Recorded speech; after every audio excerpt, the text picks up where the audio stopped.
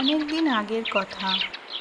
বনের ভেতরে ছোট্ট এক কুঁড়ে ঘরে থাকতো এক বুড়ো ও এক বুড়ি। তারা সুখে শান্তিতে বসবাস করছিল। বুড়ো সারাদিন মানুষের কাছে চেয়ে যা পেত তাই নিয়ে আসতো তার ভাঙা কুটিরে।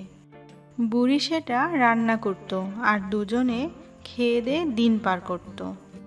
একদিন বুড়োর পিঠে খাওয়ার খুবই শখ হলো। সে বুড়িকে বলল, শুনছ, আমার পিঠা খেতে খুব ইচ্ছা করছে। তাই বুঝি?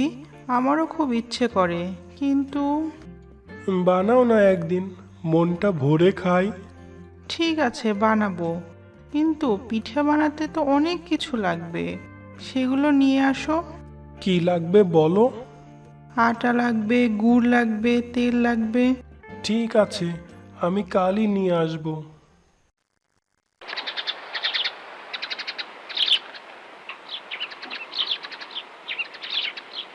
পরের দিন সকালে বুড়ো চলল আটা গুড় আর তেল আনতে। বুড়ো গ্রাম থেকে কিছু দূর যেতেই দেখে এক লোক মাথায় করে কি যেন নিয়ে যাচ্ছে। ও ভাই, মাথায় করে কি নিয়ে যাচ্ছ? গুড় নিয়ে যাচ্ছি ভাই, বাজারে বিক্রি করব। ভাই, আমাকে একটু গুড় দাও না, খুব শখ পিঠা খাবো। তোমার আবার পিঠা খাওয়ার শখ হয়েছে? ঠিক আছে, নাও। এই বলে লোকটি বুড়োর হাতে কিছু গুড় দিয়ে চলে গেল। একইভাবে বুড়ো আটা এবং তেলও পেয়ে গেল। সেগুলো নিয়ে সে হাসতে হাসতে তার কুটিরে ফিরে আসলো। কুটিরে ফিরে সে বুড়িকে বলল, শুনছ, দেখো আমি আজ কি পেয়েছি। ও মা, তুমি দেখি সব পেয়েছো। আজ রাতেই তাহলে পিঠা বানাবো। পিঠা খাওয়ার আনন্দে বুড়ো খুব খুশি হলো। শোনো, পিঠা যে বানাবো, খড়ি তো নাই। ঠিক আছে, আমি যাচ্ছি খড়ি আনতে। এই বলে বুড়ো চলল বনের ভেতর খড়ি আনতে। বুড়ো যখন খড়ি ভাঙতে লাগলো তখন খড়ির মটমট শব্দ করে উঠল। তখনই একটি বাঘ বলে উঠল,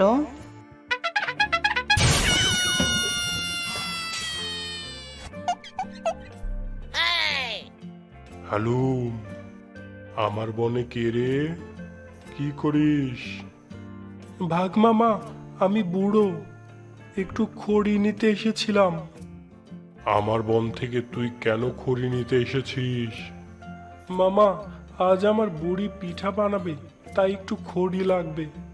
হালুম, পিঠা? তুই তো এমনি এমনি খড়ি নিতে পারবি না। জানি তো মামা, তোমাকে পিঠা খাওয়াতে হবে। আজ সন্ধ্যায় তুমি আমাদের কুটিরে চলে এসো, খুব মজা করে পিঠা খাবো। হ্যালো, ঠিক আছে, তোর যত খড়ি লাগে নিয়ে যা। বুড়ো প্রয়োজন মতো খড়ি নিয়ে বাড়ি ফিরে এলো। সন্ধ্যা হতেই বুড়ি পিঠা বানানো শুরু করে দিল। বুড়ো খেতেও শুরু করে দিল। বুড়ি পিঠা বানায়, বুড়া খায়। এদিকে বাঘ মামা পিঠার লোভ সামলাতে না পেরে চলে আসে বুড়ির বাড়ি। দূর থেকে পিঠার গন্ধ নাকে যায়। হ্যালো, আহ, কি সুন্দর পিঠার গন্ধ। হ্যালো, আমি চলে এসেছি। বুড়ো কি বুঝতে পারছে না? কি মুশকিল! আমি বাঘ মামা, আমাকে না ডাকলে কি করে যাই? আমার মান সম্মান তো কিছু আছে নাকি? পিঠা যখন প্রায় শেষ তখন হঠাৎ বুড়োর বাঘ মামার কথা মনে পড়ে গেল। বুড়ি, মস্ত বড় বিপদ হতে চলেছে। কি হয়েছে? বাঘ মামার পিঠা খেতে আসার কথা, আমি তো ভুলেই গিয়েছিলাম। এখন উপায়? বাঘের ভয়ে বুড়ো বুড়ি দুজনেই কাঁপতে লাগলো। এদিকে বাঘ দেখলো বুড়ো আস্তে আস্তে সব পিঠা খেয়ে ফেলছে, তাই সে আর দেরি করলো না। হ্যালো, বুড়ো বাড়ি আছিস নাকি? পিঠা কি হলো রে? বাঘের কথা শুনে বুড়ো খুব ভয় পেয়ে গেল, কোনো কথা বলতে পারলো না। বাঘ দেখলো থালায় মাত্র একটি পিঠা আছে। বাঘ রেগে গিয়ে বলল, হ্যালো, তোদের এত বড় সাহস, আমার জন্য একটা পিঠা রেখেছিস? আমার পিঠা কই? ইয়ে মানে মহারাজ, ইয়ে মানে।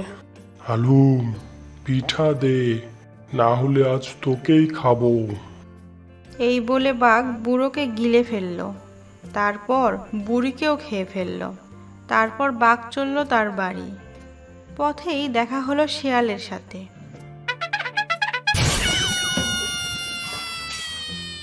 ওরে বাবা, বাঘের পেট কত মোটা রে! এই বেটা, পেট মোটা বলবি না। পিঠা না পেয়ে বুড়োকে খেয়েছি, বুড়িকেও খেয়েছি। তোকে খেতে কতক্ষণ? খা তো দেখি। দাঁড়া। এই বলে বাঘ শেয়ালকেও খেয়ে ফেলল। তারপর আবার চলতে লাগলো। পথে আবার দেখা হলো গাধার সাথে। ওরে বাবা, বাঘের পেট কত মোটা রে! এই বেটা, পেট মোটা বলবি না। পিঠা না পেয়ে বুড়িকে খেয়েছি, বুড়োকেও খেয়েছি, পথে শিয়ালকেও খেয়েছি। তোকে খেতে কতক্ষণ? খা তো দেখি। দাঁড়া। এই বলে বাঘ গাধাকেও খেয়ে ফেলল। তারপর আবার চলতে লাগলো। পথে আবার দেখা হলো এক ষাঁড়ের সাথে। ওরে বাবা, বাঘের পেট কত মোটা রে! এই বেটা, পেট মোটা বলবি না। পিঠা না পেয়ে বুড়িকে খেয়েছি, বুড়োকেও খেয়েছি, পথে শিয়াল ও গাধাকেও খেয়েছি। তোকে খেতে কতক্ষণ? খা তো দেখি। দাঁড়া। এই বলে বাঘ যেই ষাঁড়কে খেতে গেল, অমনি ষাঁড় শিং দিয়ে বাঘের পেট ফাটিয়ে দিল। সাথে সাথে ওরে বাঘের বাবা! পেটের ভেতর থেকে এক এক করে বুড়ো বুড়ি, শিয়াল, গাধা সবাই বের হয়ে আসলো। আর বাঘটিও সেখানেই মারা গেল। সবাই ষাঁড়টিকে ধন্য ধন্য বলতে লাগলো।